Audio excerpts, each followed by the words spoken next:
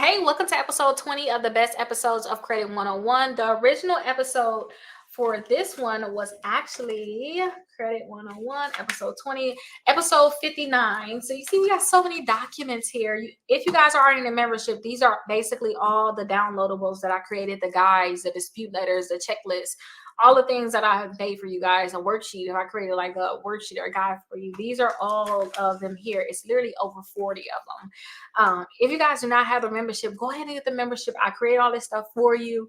At the time of record, it's only $9.99 per month, and it's a 7-day trial for just $1.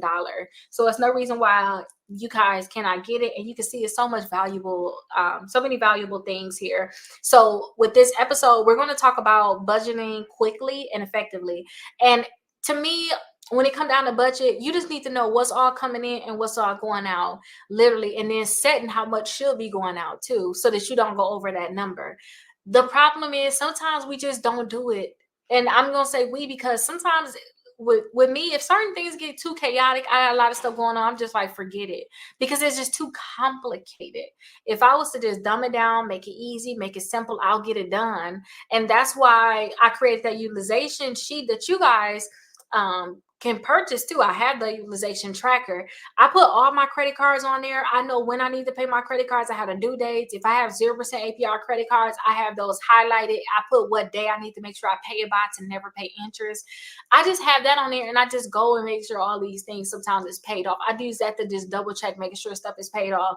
I don't make stuff complicated. I just feel like as long as it's getting done and it's effective, that's all that matters. Sometimes we make stuff so overly complicated, nothing gets done.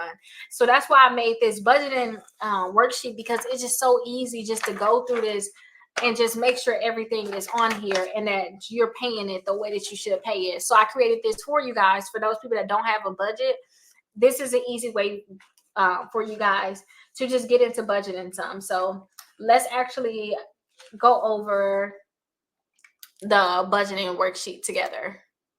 Again, if you guys had a membership, you can download it below and you can use it, and hopefully it'll be very helpful to you guys. So the first thing is you have to calculate all the money that you have coming in. You need to know how much you have coming in to even know how much you can even potentially have going out. Because if you have more money going out than going in, you have to figure out, are you using too much money on your credit cards in? Are you using your credit cards and this as basically a crutch for you because you don't see your expenses as much? You have to look at these different things. But when it comes down to your income, you'll put your salary, your wages after your taxes on here, and this is going to be for the month, so monthly. Okay, this is not going to be for the week. For this is going to be for a month.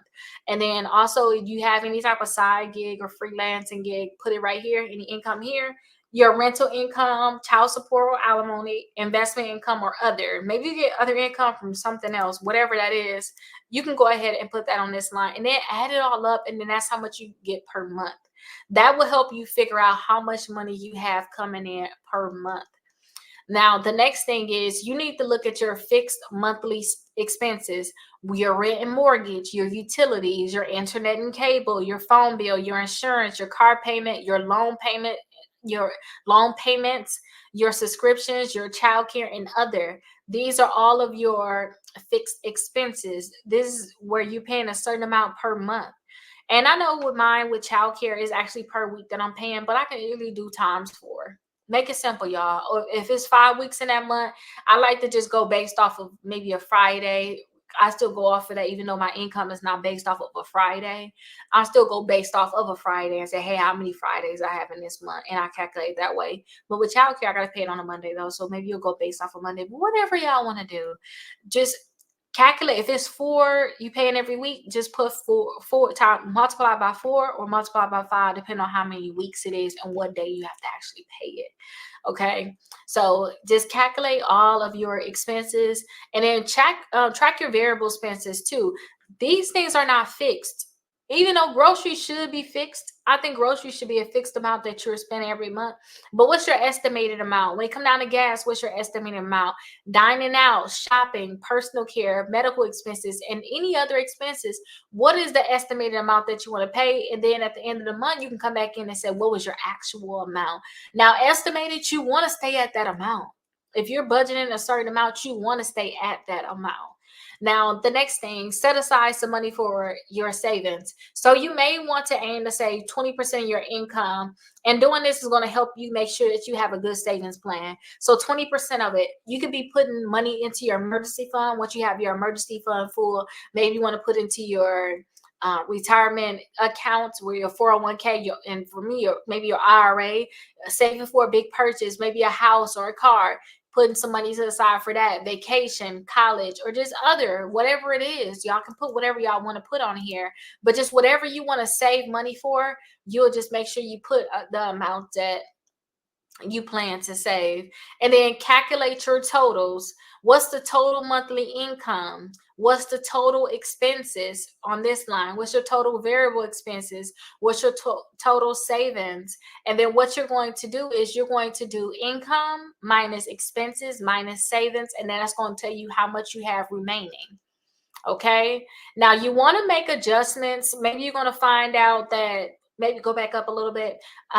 Maybe you're going to find out that you don't have enough in monthly income to actually pay for all these different things. Maybe you're not going to save anything because you don't have any money really put towards savings. You got to put money on these other things. And sometimes if you find that you don't have enough monthly income, you need to cut your expenses. And not only do you guys need to cut your expenses, maybe you need to make more income too. Okay, because saving is very, very important, and that's not something you need to ditch on. You need to be saving every month, literally putting some money into your IRA every month and taking advantage of that. Now, step number 6 is just making adjustments as needed. So if your expenses, again, exceed your income, you need to find areas that you need to cut back, really. And then track your spending daily. Use apps or a notebook to record everything that you spend money on. And then cut back on non-essentials, maybe dining out and subscriptions. I am so happy that I cut back on subscriptions. Like, I'm not paying for Netflix anymore. I got Prime because I have the Prime membership. I cut back on Disney, but now Disney is included for whoever has Spectrum, and now Spectrum is paying for Paramount too, which is good. I get Peacock for free because I have Instacart. So I could have just paid for Peacock, but now I get Peacock for free because I have the Instacart membership, and that's what the Instacart is what I use to go pick up my groceries. So I love it. So just cut back on your subscriptions and remove and review your budget every month and adjust it too. Some things may change. Everything don't have to always be the same. Maybe you're gonna have changes. Maybe you're gonna have additional income. Maybe you had a raise now. Now you're getting paid more. Now you want to put more money in your savings, and continue to pay yourself first. If you're not doing that, paying yourself first, please get on that. I remember hearing that years ago, and I took it to heart a little bit. Like, no, seriously, pay yourself first, especially if you're self-employed. Pay yourself first and put money into your future, because everything is cool and dandy. It's fine when you're just living and you got all your stuff taken care of now, but you're not thinking about the future. If you want to keep what you have going on right now, you really need to be putting money into your IRA every year, at least 6,000 or 6,500 or 7,000, whatever it is that you get to put in that year. You need to be putting that money to the side, because you're going to love yourself when you do that in the future. You're going to be like, oh, I'm so proud of myself. Especially when you're looking around at everybody else that ain't do what they need to do. Like, oh, y'all having problems. Okay, that means y'all didn't do what y'all need to do. Just think about things like that. Now, I'm just being honest, because these are harsh conversations I have to have with myself. And I'm having these conversations with my daughter now. It's like, hey, when you're getting paid, you have to put money to the side. I don't care about, she said, I don't want to put money in my old people account. I don't care about all this stuff. You have to budget your money. And because you're like, well, I have a subscription.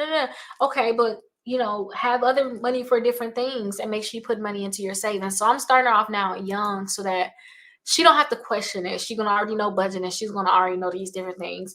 But if you like me, you didn't learn this until you was an adult, I have worksheets for you, and I use these worksheets myself. I just created a lot of them. I'm already starting to use some of these worksheets just to track things even better. I'll see you guys in the next video. Make sure you guys get your membership. If you guys already have your membership, download your guide down below.